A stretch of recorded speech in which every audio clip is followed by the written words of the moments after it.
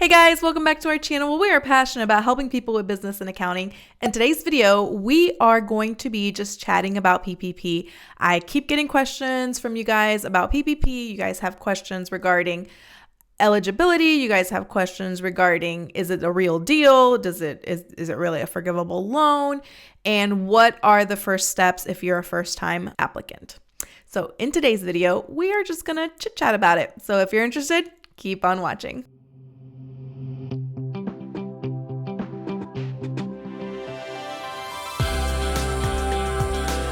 So PPP has been extended to March 31st. That's right. If you haven't applied, you still have time to get your application in. So part of the things that the lenders are looking at are simply, were you in business on February 15th of 2020? So lots of people started a business and want to get a forgivable loan, but started after the February 15th deadline. I don't know if you're going to get a loan. Honestly, I'm sorry. If you started in March, if you started in April, it's very difficult for you to prove that you were in operations before then.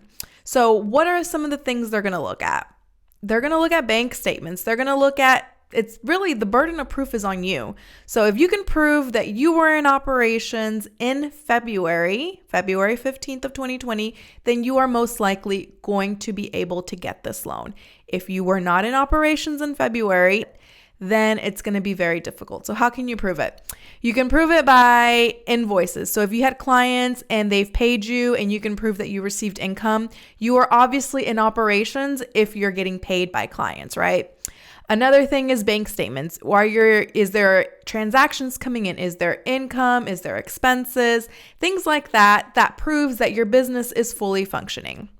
So those are one of the things that you need to take into consideration when applying for this loan. If you just started your business, if you started in March, if you started in June of 2020, then you may not qualify for the PPP loan. Now, most of you that are reaching out are Schedule C filers. So you've been in business and you file a Schedule C. Now, Schedule C filers are either single member LLCs or sole proprietors. So sole proprietors, you guys lucked out because you guys can apply for a PPP loan using your gross income amount. That was a big change that happened with this PPP loan. Now, if you're an S corporation, you guys are going to submit your 941s. So what are 941s?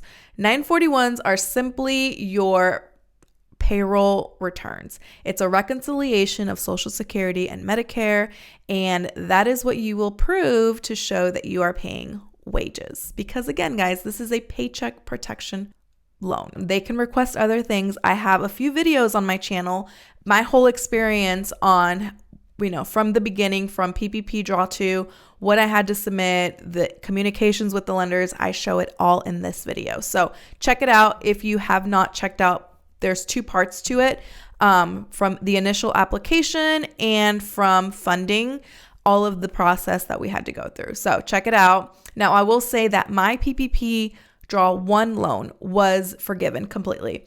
So what I had to do was I simply just had to fill out the forgiveness application. I submitted my spreadsheet here. I'm going to put it up in the screen that you guys can see. There's a template in one of my videos. I'll try to link it down below too. It's an older spreadsheet from when this first rolled out, but I still use it to this day, and that's what I use to submit to the lenders as far as forgiveness. Now, once I got forgiveness, it took a few weeks to get my letter that said my loan was paid in full and it was completely forgiven. So they are forgivable loans. It is a real deal. It's not, you will be forgiven for your loan if you received a PPP loan and if you spent the funds correctly. Now, we are an S corporation, so if I would have, taken the loan and bought, a brand new computer with it and try to submit that as forgiveness, then it would not have been forgiven. I would have had to repay back that loan. A lot of this PPP stuff has to do with how you record it. So specifically you S Corp owners, you guys do have to show how you're spending this money.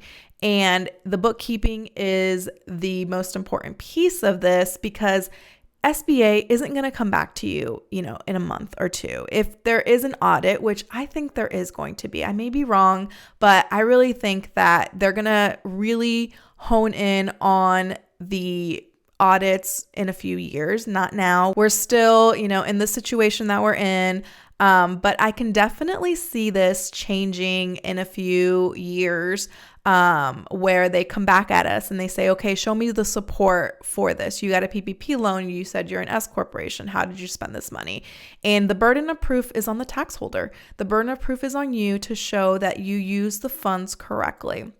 So we do have to submit information when you are requesting forgiveness, but you also have to be able to keep that information and keep records, because when the time comes, you have to prove it. It's on you. So if you're requesting a second draw, it's pretty simple, guys. The second draw, you just have to be able to prove the reduction in gross receipts. I have a video, check this one out, this one here, that outlines how to prove it, especially if you use QuickBooks Online. We use QuickBooks here in this channel. I show you guys a lot of tutorials on QuickBooks Online and how to record PPP and how to prove that you have a reduction in gross receipts. Now, I will say that it depends on the level of subscription that you have. Most people that have reached out that don't have access to certain reports is because they have the simple subscription, and so Simple doesn't have a lot of access to different customizable reports. If you're going to be using this subscription and you need to run different types of reports, I would say just upgrade to the Essential, which is one of the cheaper ones, and that way you'll be able to customize all of your reporting, and it's really worth it in my opinion. So Draw 2, you need to show your reduction in gross receipts, and you need to be able to certify that you use Draw 1 funds. Now, a lot of people were asking questions about 8 weeks and, the waiting period. All the research that I've seen says there is no waiting period. SBA is going to lend you the money. They're going to approve your loan if you're eligible for the loan. So I have told my clients not to wait. I have told people during our consultations to go ahead and apply. Why wait, right? As far as the waiting period, I don't say there's a waiting period. I say once you've received your loans for PPP Draw 1 and you used up the funds or will use up the funds, and you can certify that you used up the funds and you will use the funds appropriately, then go ahead and turn around and request Draw 2. Get that process started before May 31st. The next big question that I get is lenders. How do I get my PPP? Okay, this is great. It's a forgivable loan. I qualify for Draw 1. Where do I go to apply? There's a lot of different companies that have popped up and are taking PPP loans. The SBA has a link. If you go to, sba.gov/paycheck-protection/find, you will type that into URL. I'll try to put a link down below too. You can click on that and you can get matched with the lender. I will say that getting a lender is probably the most difficult part for a lot of people. Typically, I've always recommended that you start with your banker that you have a business relationship with. Now, I'm going to go on a quick rant here. If you have a business, you need to have a business checking account. It's important to maintain a business relationship with your bank, because come times like this, you need a loan. They're the first people you want to reach out to. And so keep that in mind. If you don't have a business checking account, you need to get one, because that is who I recommend you start with. Reach out to your bank that you have a business relationship with and try to get approved that way. I will say a lot of banks are done. They are done with PPP. They don't want anything to do with PPP. They are no longer taking applicants for PPP. So there are companies like Bluevine and Womply. I am not associated with any of these companies. I cannot help you with any of these companies because I am not associated with any of these companies. So if you have applied through them, please reach out to them if they're the ones that are processing your loan. Okay? So reach out to a lender. They will tell you what they want. Each lender is different. Each forgiveness application is different. I had a client who we did the forgiveness application with, and we did the correct forgiveness application with, and the lender said, hey, we want to see this version of the application. So we had to turn around and redo the forgiveness application. It's up to the lender. We just do what we're told, right? So they're going to tell you what they want. It's still on you to be able to prove how you spent your funds and if you qualify for this loan. So I think the lenders are doing a great job funneling through people and going, if you don't qualify, then they're not going to approve your loan. And you can, try someone else. But in most cases, it's probably because there's something wrong with your application, or you don't have support that you were in business when they needed you to be in business. So keep that in mind, guys. Let's see what else. Let me go through my comments. Now I'm seeing in the comments that some of you guys are frustrated because you have been approved and still haven't received your funds. That's when you need to reach out to your lender. They're going to be your best friend in this process, and they're the ones that are going to keep you informed as to what's going on with your loan. So most of the questions that you guys have, you guys need to reach out to your lenders. We try to do our best to give you guys the most up-to-date information, but they're the ones that are going to be in the know as far as if you're going to get approved, if you're going to get funding, when you're going to get funding, all of that good stuff. So keep in mind, your lender is your best friend, and they are the ones that you want to be in contact with consistently until you get your money. Now, can sole proprietors apply for PPP Draw 2? Yes, you can. You can apply for one and you can apply for two. So if you're a sole prop and you want to get a PPP loan, please go ahead and reach out to a lender and get the process started as soon as possible. Now, I see some comments on how can I contact you? Guys, my contact information is in the description bar. You can contact me through our website, financialdesign.co/contact, or you can schedule a accounting consultation call with me. All of the links are down below.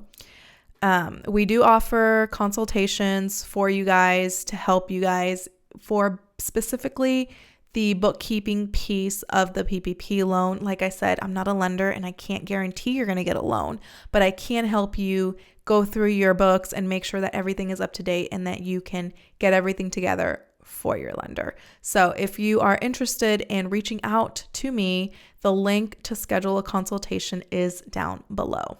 So I think I've covered most of the comments section of my videos. I try my best to get back to you guys as soon as possible, but if there's a few consistent comments, then I try to do a video that outlines, my response to your comments. I have a few of those on my channel as well. We have a whole playlist of paycheck protection stuff, but really, guys, it's not that difficult. At this point, there's so much information and so much clarity on this program. When it first launched in 2020, we were all scrambling. We were all researching and trying to figure out what we need to do for our clients. But at this point, it's pretty simple. You just need to reach out to a lender.